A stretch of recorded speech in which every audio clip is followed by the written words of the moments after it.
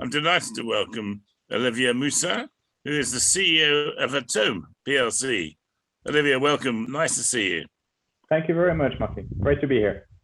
Good stuff. Well, it's a very exciting day to be talking about what we're going to be talking about today. So, slightly differently to a number of my other interviews, what I'd really like to do, if I may, is ask you just to begin with, is to give a little bit about yourself, because I don't think quite some of the people in my side of the marketplace know about you, and then an overview perhaps of Atome before we go into a bit more detail. Would that be okay? Yeah, of course, happy to. Well, I guess it's difficult to talk about oneself, but I started as a commissioning engineer in the power sector. I actually taking care of water in Europe and the UK market, and it's been quite fun to see how you go from electricity to oil and gas, which I joined Schlumberger. I worked in the Middle East, in Africa. Then I joined Standard Chartered in the oil and gas side, and I ended up being co-head of the oil and gas finance team. And for the past 9 years, I was with the International Finance Corporation, so the private investment arm of the World Bank. First doing investments in oil and gas, but then for over the past 5 years, integrating with a power team. We had nearly a $10 billion portfolio of oil and gas and renewable assets. So I transitioned to much more towards the new energies, from oil and gas, from gas, then to battery storage, and of course to hydrogen. So it was a bit of a full loop, going back to water and electricity. And during these discussions and conversations I had with a number of oil and gas companies into their transition, I went and ended up having this discussion with with people like Present Energy, which used to be an investor company for IFC. Yeah. And with this discussion, we realized that Present Energy had been in Paraguay for 10 years, importing all of its energy, all of its fertilizer, but yet was the place in the world where you had the second largest hydroelectric dam in the world, which 14 gigawatts of renewable power.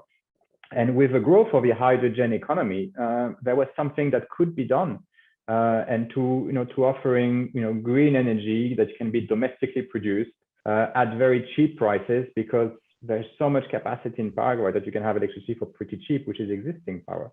And then we replicated that same model in Iceland, where we saw again available green energy, not expensive compared to what you see in other places in the world, and then where we can apply the same principles to go and to produce hydrogen and ammonia, which took us out to then suddenly we say, listen, we have a business, we have to deliver a business, and whilst we were incubated within Present Energy, now we are spinning off because we realize oil and gas and water don't really mix, and investors are also not always the same. You look at the multiples of oil and gas companies versus renewable companies, it's a different market, and we say, and we are the first one, and we said like nobody else on the market is actually a producer. Is like you have technological company on hydrogen, but no producer. So we say there's an opportunity, we going for it. Yeah. And so we are spinning up now, IPO before the end of the year, primary bid is going on now. It's busy. Excellent. Well, thank you for that. That's very useful. I think I was going to ask you about the president. I mean, because that's where we first met, actually. I think correct. Yeah. When you were investing there all those years ago. But I mean, obviously you've been within the president family for a while. Now you're coming here, and I think most interesting is the way you're doing this. When you first came into my mind a few months ago, I wasn't quite sure how President was going to do this or how you were going to do it. I thought that you might end up being in a private equity basket of some sort, and maybe even one or two other places. But you've come to London for a listing with primary bid, and tell me how that's going. Are you happy that that's going to be the right way for you to develop from here? So, well, actually, we have primary bid, we have SP Angel, we have FinCap. So, it's been, we've done both, let's say, the regular way, and also offering to the retail shareholders the opportunity to be on that green side. Well, what I had personal experience at the World Bank, which is there is a lot of infrastructure, green infrastructure funding available out there. There's just not that many projects. And if you look at the city itself and what is available in the market, you've got a lot of people who want to invest in green, sustainable, developmental projects, but there's not that many projects. And this is where I took the different tack. Could have I joined a private equity firm looking at infrastructure, green infrastructure? Yes. But then, there's so many of them. Well, the reality, the important thing for me is somebody needs to be there, deliver the right project, put projects which are bankable, which will deliver quickly. So, it's a different adventure, that's for sure. But that's where the need is today, right? And that's real. Right? Like if you look at where is the need today, there's a lot of discussions. Tech is great. Somebody needs to deliver these molecules. And the way I personally see it, and the rest of the Atom team sees it, it's electrification of the new energies is great, but when we look at it, it has its limitation. Whilst if you go towards hydrogen and ammonia, you are looking at adapting existing systems. Yeah, I think that what I'd like to say there is that, you come from obviously a very senior position, and taking on a job like this is most interesting. And I think that when you look at it and see what you've got, who have you got around you on the board? And you mentioned your team just now. Who's the board? Of course. So, of course, as the non-exec chairman, we've got Peter Levine. Yeah. He's got years of experience into delivering energy company, construction companies. So we have that framework of delivery, right, and the experience on going to the market.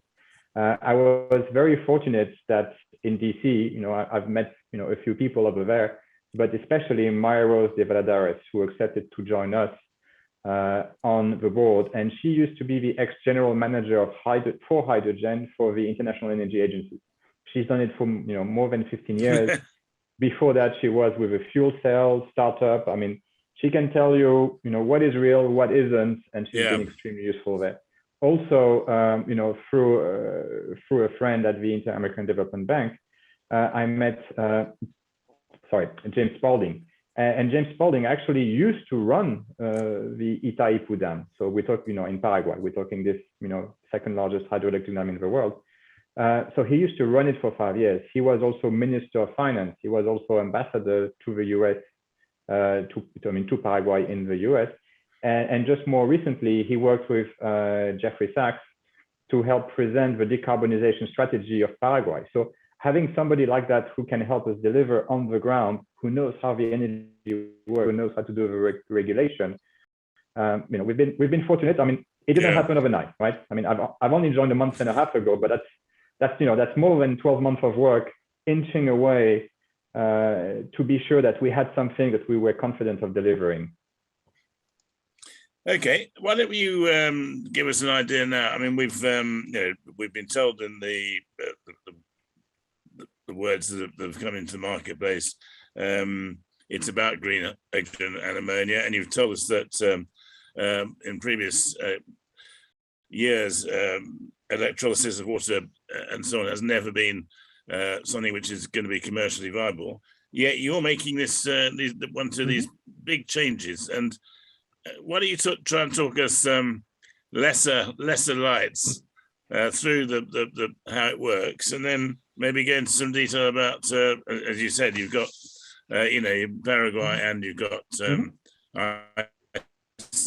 how it actually works in practice. So for those who are not 100% aware, you've got obviously hydrogen. You've got different ways of making hydrogen. 95% of the hydrogen created today, out of 17 million tons a year of hydrogen is being created, and it's 95% is based on hydrocarbons, which is gas, steam, methane reformation, or even using coal. So it's very energy intensive as a process, but there is a way to use electricity to essentially use a lot of electricity, take water, crack the molecule of water into hydrogen, oxygen.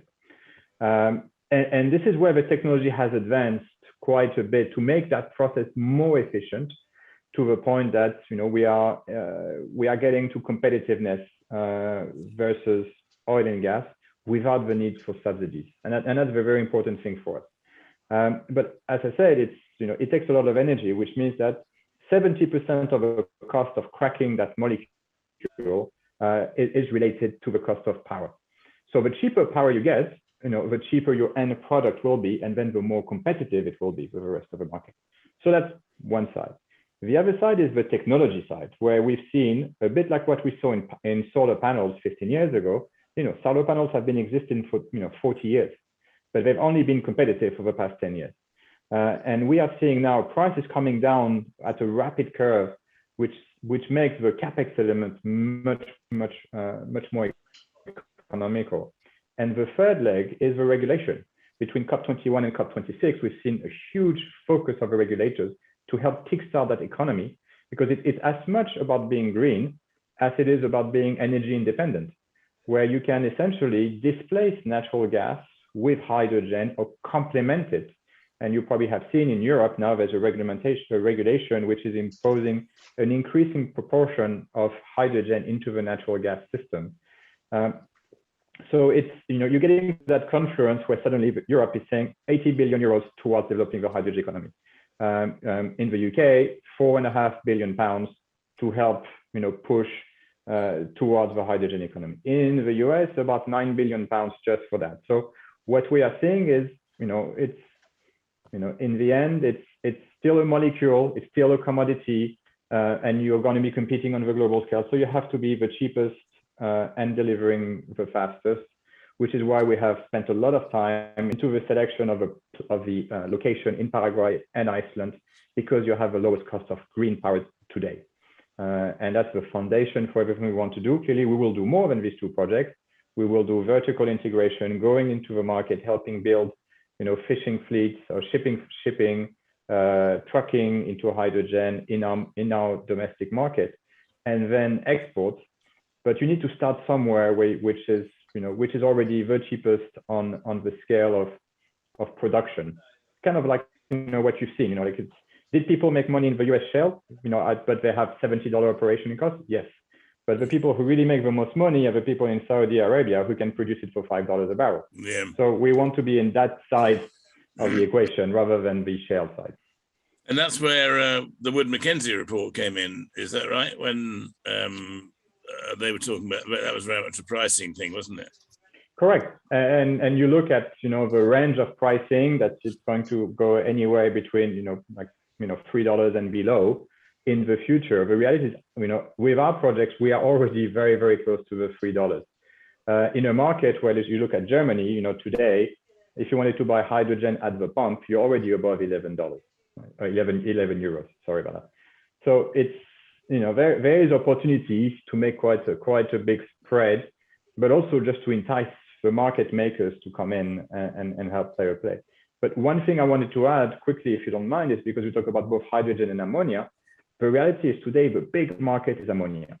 And what you do is you take hydrogen molecule, you add nitrogen that you extract from the water to create ammonia, which is both a fertilizer and a fuel used for transport. And if you look at all of the work going on this year and next year, it's all about converting these big ships into running on ammonia, where even at the World Bank, we have this big report which was made, where we think that there's been a lot of discussions in converting ships to running on LNG. Well, the reality is most likely they will just leapfrog and go straight into running on ammonia. And that's really the big price coming in. What do you think your market leaders there then in ammonia, or at least at the forefront? Yeah, I mean, it's going to be a question. If you look at Maersk, Maersk just said they will spend about $1.5 billion over the next year to convert to green fuel. Trafigura said they were going to, I think it's 6 LPG ships that they want to use to transfer into ammonia. And it's all about ensuring that, yes, they're going to make the investment. They want to make sure there will be ammonia on the other side and green ammonia on the other side. So for us, it's a question of, it's the chicken and egg which is being broken. And we are breaking that chicken and egg situation right now. And Iceland, obviously, its biggest economic contributor is shipping. The fishing fleet is also very important, and we have a lot of discussion with them.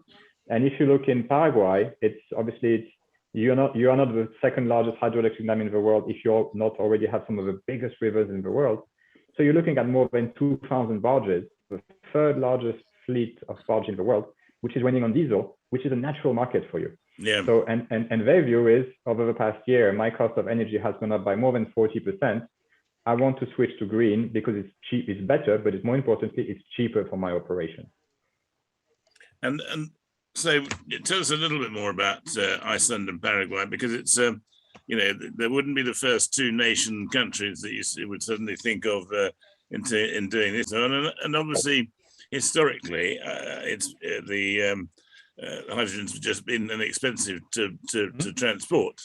To talk me through those, would you? Sure. So you have to look at it first, and that's also the way we're designing our project, which to be built in phases. It's building blocks. We are not going to start with 1 gigawatt project, which will take 10 years to build. So we are starting with 50 megawatts in Paraguay, which will then increase by another 100 and then by another 100, so that the markets that we are selling to is also coming in at the same time as we're building the capacity. Iceland is the same system. And to give us where we're going to start with 30 megawatts, then add another 70 megawatt capacity. And there are two different markets, but they have a lot of similarities where Iceland is an island market. So it has to import all of its energy at a premium. And suddenly you have the opportunity for them to say, well, actually, I can use it in my domestic shipping fleet and also export the green energy to the European market. That's why we have discussions with the Port of Bremen, the Port of Groningen, some of the European utilities, of course, Trafigura, because it's one of our shareholders. But you have these two possibilities. You have a big domestic market, which is crying for green fuel, and then you have a European export market. In Paraguay, same thing. You have a country which is importing more than $400 million of fertilizers every single year. And it depends heavily on agriculture because it is the fourth largest exporter of soybeans. So if you can just take some of these, some of that market of fertilizer, because ammonia is the basis for fertilizer, you're already in a winning position. And then you look at the barges, the fleet of barges, which go to Brazil, to Argentina. You not only have a Paraguayan market, but also the Brazilian market and the Argentinian market. And then as we grow and we get into the gigawatt scale, then we will sell it, let's say, to Asia. We already had some incoming from a couple of Japanese traders. And shipping it in long distances is actually not that complicated anymore. It used to be, but now shipping ammonia, over 10,000 nautical miles is almost, it's becoming, not trend, but it has been proven at scale now. Yeah. I noticed that Jim Ratcliffe was getting involved in the area as well, which comes as no great surprise, given having watched his career so far. I noticed that he said that he thought it was slightly greater in Europe than in the UK, but you're putting your roots down in the UK. Obviously, you feel confident to be here, and you probably believe that he's right in saying that it's the right power to be in. Well, it's Radcliffe comes from midstream refining. This is a midstream process, and we are selling a commodity, right? Again, we're not selling electrons into landlocked. So you have a skill set that we have, and we have a market in the UK which understands some of that risk. And I mean, despite my accent, my mother was English, so it's I have a little bit of French European roots and British roots, but I think for us, the UK market makes sense because it's a mix of technology, first in play, and the commodity angle, which you need to have a very good sense of and a good control of. But clearly, I think he's going into the right direction. We are doing things, as well. Our own scale for us, it's really a build out. But by us, being reasonably sized allows us to go much faster than our competition, which is why we say we're an accelerator in the end. And and those who deliver fast first will be the winners. It sounds great, and thank you very much. Just before we get to the very end, because we've nearly done our time limit, but I normally ask a CEO to tell me how the business is going to look like in 18 months' time. So what I'd like to do is divide that into two, because I feel that there's a sort of shorter term one you get set up and settled in and get your PPAs and everything else in place. So I'd like to know what you think you're going to be doing in the next couple of years, but whether you think that it's nearer 10 years before you're real, sort of, you've got heavyweight form to you. Yes. Well, it's, so as you say, like over the next six to 9 months, it's all about getting to final investment decision, which means we already have MOUs and LOIs and you name it, but now it's all about firming them into final long-term contracts. So the power purchase agreement is the foundation for everything. And we're looking at 10, 20-year power purchase agreement at fixed price, fixed quantities. That's the number one value driver. Then we look at EPC contractors, making sure that we can deliver on time with the right quality, with the right supplier. Clearly, the offtake agreements are very important to match the power purchase agreement, which then allows us to do the proper project financing, to again, wrap everything so that in 9 months' time, we know what it's going to cost, how we're going to produce, when are we going to produce, with the idea to get to first hydrogen in 2024, early 2024. Again, we're going like this. We're not going a hockey stick. It's all about going like this. And if we do things right, just with these two projects, again, we have ambitions to do more. But if we do things right, and if we believe our own internal estimates, we could be a $100 million EBITDA type of company by 2028. Again, a lot of things need to happen properly, but by the end of this year, we will have line of sight where, again, if we had to use oil and gas vernaculars, we are in a PUD situation, and it's all about putting everything in order to go and get into construction so that we can produce and produce fast. If we go further down the line, you will probably see us being invested on the downstream side, helping, some of these shipping companies to switch their engines to run ammonia, helping, let's say, import some of the Hyundai trucks into some of our markets, which are already very competitively priced hydrogen, trucks running on hydrogen, and just going in that sense. And we had also some reverse inquiries about other projects.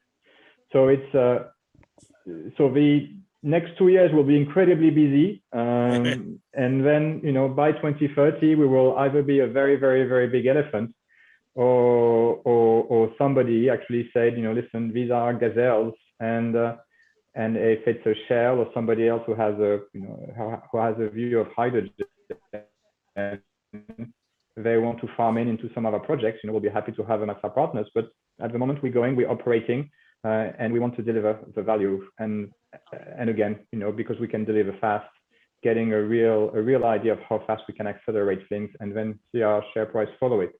But that's again, that's the dream of any CEO, right? We know it's going to be bumpy, but to get to where we are today, where we are, again, we've done a number of roadshows, we have a primary bid going now. It's 18 months of work behind, and with real good support from the countries we operate in. So we're pretty confident that we're in the right direction. Well, that's fantastic. Really appreciate you taking time out from this process to speak to me today. Olivier, thank you very much for joining me. My name's Malcolm Graham Wood, and I've been doing my CEO interview on Core Finance this afternoon, where my guest has been Olivier Mussat, the CEO of Atome PLC, who you will see all around you in London now as they do their raise. I wish you the very best of luck, Olivier. Many thanks for joining me, and see you again soon. And bye for now. Thank you.